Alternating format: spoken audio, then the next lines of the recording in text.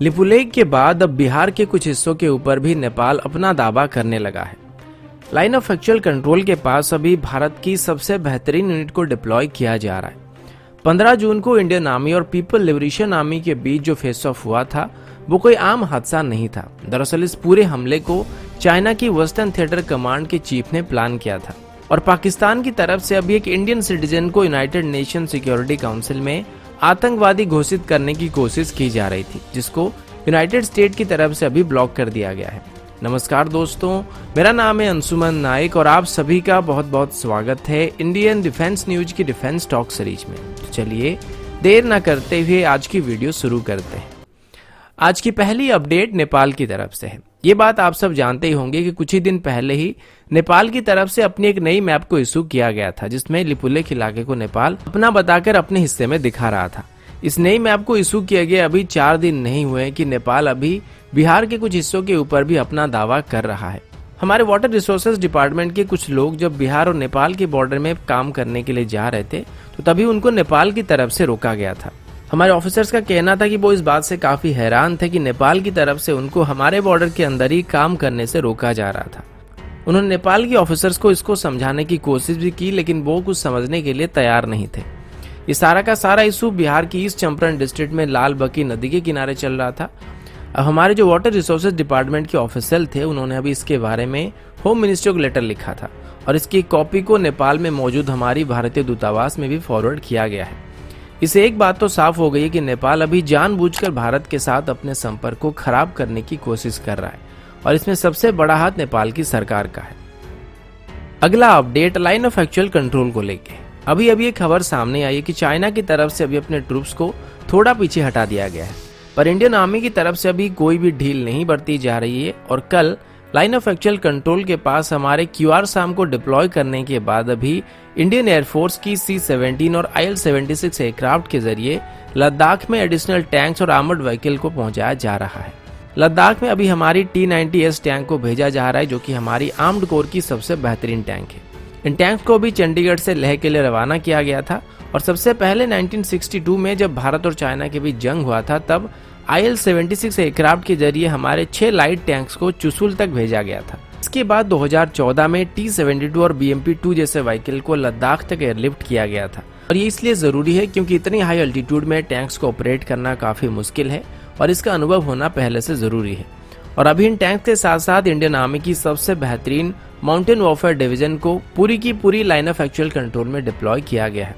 ये जवान सालों से माउंटेन वॉरफेयर की ट्रेनिंग करते रहे हैं और पूरी दुनिया में कोई भी इनको माउंटेन वॉरफेयर में हरा नहीं सकता है और माउंटेन वॉरफेयर के साथ साथ क्लोज क्वार्टर बैटल में इनको महारत हासिल है। वहीं पर इनको सपोर्ट करने के लिए और चाइना की गतिविधियों पर नजर रखने के लिए भी एयरक्राफ्ट के अलावा अभी ड्रोन्स का इस्तेमाल किया जा रहा है और हमारे हेरॉन जैसे ड्रोन के जरिए लाइन ऑफ एक्चुअल कंट्रोल के ऊपर लगातार नजर रखा जा रहा है।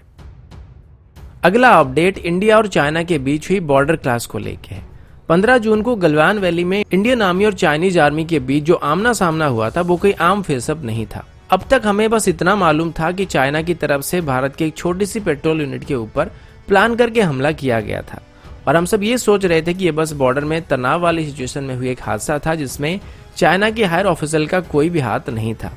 और जो भी हुआ था वो ग्राउंड में हुआ था। लेकिन यूनाइटेड स्टेट की तरफ से अभी एक बहुत ही बड़ी बात का खुलासा किया गया है। यूनाइटेड स्टेट की इंटेलिजेंस रिपोर्ट के मुताबिक चाइना की वेस्टर्न थिएटर कमांड के चीफ जनरल जाओ जोंकी, ऐसा ही कुछ नाम है उनका लेकिन मैं सही से नहीं बोल पा रहा हूँ, आप समझ जाइए। तो इनकी पिंकी पोंकी जनरल जाओ जोंकी ने ये पूरा का पूरा हमला प्लान किया था। पहले ही वो भारत और चाइना की स्टैंड अप इशू को लेकर स्टडी कर रहे थे और उनको ये पता लग गया था कि भारत कोई कमजोर देश नहीं है जिनको वो डरा कर पीछे धकेल सकते हैं और इसीलिए वो प्री प्लान करके इंडियन जवानों के ऊपर एक हमला करने वाले थे और इसमें भारत को काफी ज्यादा कैजुअलिटी होने वाली थी क्योंकि पहले से ही वो लोग कांटे वाले हथियार तैयार करके रखे थे और इंडियन ट्रूप्स के मुकाबले 5 गुना ज्यादा चीनी सैनिक वहां पर हमला करने के लिए तैयार थे और उनका ये प्लान था कि वहां पर भारत को बहुत बड़ी कैजुअलिटी नंबर दे दिया जाए ताकि भारत चाइना के साथ बातचीत करने पर मजबूर हो जाए और चाइना के साथ ज्यादा नेगोशिएशन ना कर पाए। लेकिन यहाँ पर थोड़ा सा गड़बड़ हो गया और इनिशियल हमले को झेलने के बाद बिहार रेजिमेंट के बंदे चाइना पर भारी पड़ना शुरू हो गए थे और ये बात आप सब पहले ही जान चुके होंगे कि चाइनीज जवानों के गर्दन तोड़ दिए गए थे और अभी जो चाइना की तरफ से अपनी एक्चुअल कैजुअलिटी नंबर को छिपाया जा रहा है इसके पीछे भी एक कारण है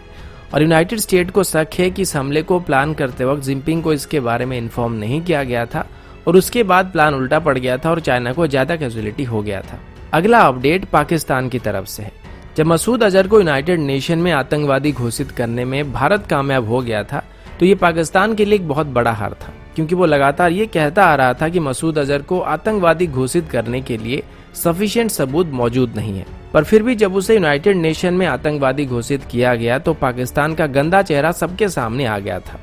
अब इसका कोई जवाबी कार्रवाई करने के लिए पाकिस्तान तब से कोशिश कर रहा था और अभी फाइनली पाकिस्तान की तरफ से एक इंसान को टारगेट किया गया था जिसका नाम वेणु माधव डोगरा है। पाकिस्तान का कहना है कि पाकिस्तान में हो रहे आतंकवादी एक्टिविटी के पीछे डोगरा का हाथ है। अभी पाकिस्तान की तरफ से डोगरा को यूनाइटेड नेशन में आतंकवादी घोषित करने की कोशिश की जा रही थी और अगर ऐसा हो गया तो पाकिस्तान को ये साबित करने के लिए आसानी हो जाएगी कि भारत भी उनके ऊपर आतंकी हमले कराता है। लेकिन यूनाइटेड स्टेट की तरफ से अभी यूनाइटेड नेशन सिक्योरिटी काउंसिल में सभी मेंबर को इन्फॉर्म कर दिया गया है कि पाकिस्तान की तरफ से जो इंडियन सिटीजन को यूनाइटेड नेशन में आतंकवादी के तौर पर घोषित करने के लिए पाकिस्तान का प्रस्ताव दिया गया था उसको उन्होंने ब्लॉक कर दिया है।